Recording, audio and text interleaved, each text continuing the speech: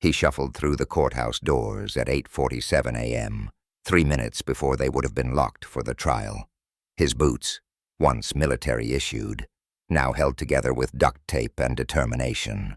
His jacket, a faded green that might have been olive drab decades ago, hung loose on a frame that had seen better days. The bailiff looked him up and down, hesitated, then waved him through with the kind of reluctant gesture reserved for those society would rather not see. Nobody noticed the small pin on his collar, faded, tarnished, barely visible beneath years of weather and wear. Nobody saw the way he scanned the room, instinctively cataloging exits and sight lines. They just saw what they expected to see: another homeless man seeking shelter from the October cold. What they didn't know was that they were looking at a ghost, a man who had been declared dead twice, once officially, once by a society that had forgotten his name. Welcome to the Human Stories. Before we begin this story of forgotten honor and unexpected justice, tell me in the comments, what city are you watching from today? And if you believe that heroes don't always look the part, hit that subscribe button. These stories matter. The case was supposed to be straightforward. Blackstone defense contractors versus the United States government. Allegations of fraudulent equipment sales that had put soldiers' lives at risk. Faulty armor plating, substandard ammunition, communications gear that failed when it mattered most. The courtroom was packed, with lawyers in expensive suits, military brass with chest full of ribbons, and journalists hoping for a headline. In the back corner, almost invisible in the shadows, sat Thomas Mitchell. Nobody knew his name. Nobody had asked. He'd been living on the streets for 7 years now, not by choice but by circumstance, the kind of cascade of bad luck that can crush even the strongest men. Lost his job when the factory closed. Lost his house when the medical bills piled up. Lost his family when the drinking became too much to bear. But Thomas had secrets, buried deep, locked away in a mind that had seen too much and remembered everything. The prosecutor, a sharp woman in her 40s named Janet Morrison, stood to present her opening statement. "Ladies and gentlemen of the jury," she began, "this case is about betrayal. The betrayal of the men and women who serve our country with honor." She clicked a remote, and a PowerPoint slide appeared on the screen. Between 2003 and 2006, Blackstone Defense sold over $2 billion worth of equipment to the U.S. military, equipment that was supposed to protect our soldiers in Iraq and Afghanistan. Thomas shifted slightly in his seat, his eyes focusing on the screen for the first time.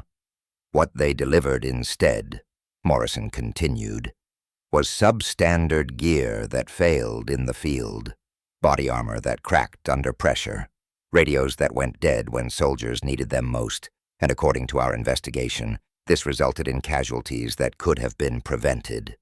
She clicked again. Another slide appeared. Operation Desert Thunder, November 15th, 2005, 3rd Battalion, 75th Ranger Regiment. Thomas went rigid. A routine patrol became a nightmare when their communications equipment failed during an enemy ambush. 7 soldiers were killed, 12 wounded, because they couldn't call for backup. The courtroom was silent, but Thomas was no longer listening to the prosecutor. He was back in the desert, hearing the sound of AK-47 fire, feeling sand kick up around his boots, watching his men fall one by one. Morrison's voice continued, but it seemed to come from far away. The radio equipment used in that operation was manufactured by Blackstone Defense. Equipment that had known defects. Equipment that should never have been approved for combat use. Thomas's hands began to tremble, not from age or illness, but from memory. He remembered that radio, remembered shaking it, cursing at it, desperately trying to raise command while bullets flew around them. "We will prove," Morrison said, her voice rising, "that Blackstone Defense knew their equipment was defective.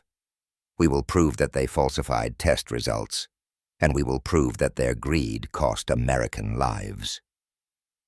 That's when Thomas stood up, slowly, quietly, like a man rising from his own grave. The movement was so subtle that most people didn't notice at first, but the bailiff saw. A few people in the back rows turned. "Excuse me," Thomas said, his voice rough from years of disuse and too many nights in the cold. "Excuse me, Your Honor." The judge, a stern man named Bradley Hoffman, looked annoyed. "Sir, this is not an open forum. Please take your seat, or I'll have you removed." But Thomas didn't sit down. Instead, he took a step forward, into the light streaming through the tall windows, and for the first time, people could really see him. The pin on his collar wasn't just tarnished metal, it was a bronze star. The scar running down his left cheek wasn't from a street fight, and the way he stood, despite everything, still carried the posture of a soldier. "Your Honor," Thomas said, his voice getting stronger, "I was there." Morrison stopped mid-sentence.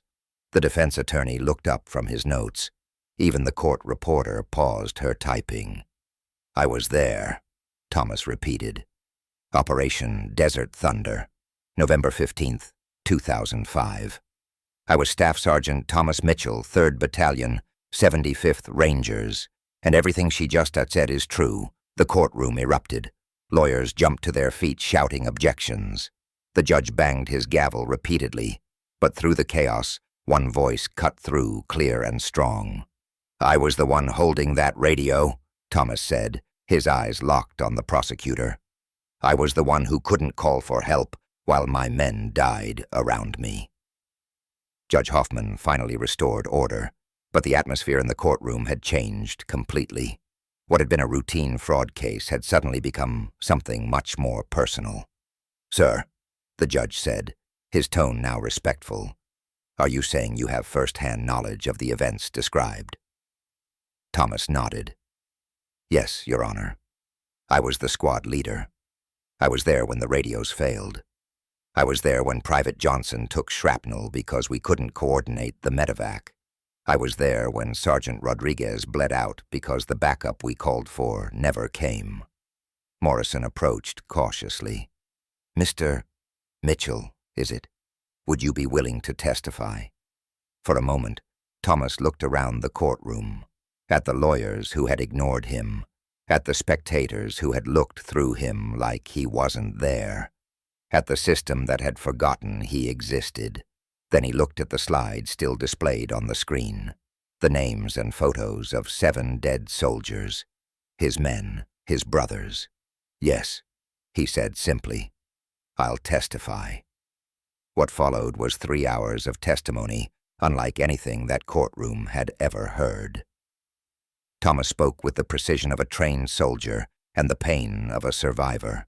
He described in technical detail how the radio equipment had failed. He explained the tactical situation that had led to the ambush. He named every man who had died and every man who had lived. But more than that, he spoke with an authority that couldn't be faked. When the defense attorney tried to challenge his memory, Thomas recited serial numbers from equipment he'd used 18 years ago. When they questioned his credentials, he described military procedures with the kind of detail only someone who had lived them could know. And slowly, piece by piece, the truth emerged. The jury deliberated for less than 2 hours. Guilty on all counts, but the real verdict had been delivered the moment Thomas stood up and spoke. In that instant, he had transformed from society's invisible man into someone who mattered again. As the courtroom emptied, people approached Thomas with a mixture of shame and respect. The prosecutor shook his hand and apologized for not recognizing him sooner. A retired colonel in the gallery offered his business card and a promise of help finding housing. But the moment that mattered most came from an unexpected source. A young man in his 20s, wearing the dress blues of the U.S. Army, approached Thomas near the courthouse steps. "Sergeant Mitchell," he said hesitantly. Thomas turned. "It's just Thomas now, son," The soldier straightened to attention. "Sir, my name is Private First Class David Rodriguez. Martinez Rodriguez was my father." Thomas went very still. "Martinez was your father?" "Yes, sir. He used to tell me stories about his squad leader, about a man who carried him to safety after he was wounded, about someone who visited him in the hospital and made sure his family was taken care of." The young man's voice cracked slightly. "He died 3 years ago. Cancer. But he never stopped talking about his Sergeant Mitchell. For the first time in 7 years, Thomas Mitchell allowed himself to cry. 6 months later, Thomas Mitchell had an apartment. Nothing fancy, but it was his. He had a job at a veterans outreach center, helping other forgotten soldiers find their way home. And once a week, he visited a small cemetery outside the city, where 7 headstones bore the names of men who had died because of faulty equipment and corporate greed. The settlement from the Blackstone case had provided compensation to the families of those who had died and those who had been wounded. It wouldn't bring anyone back, but it was justice of a sort. Thomas never spoke publicly about what had happened in that courtroom.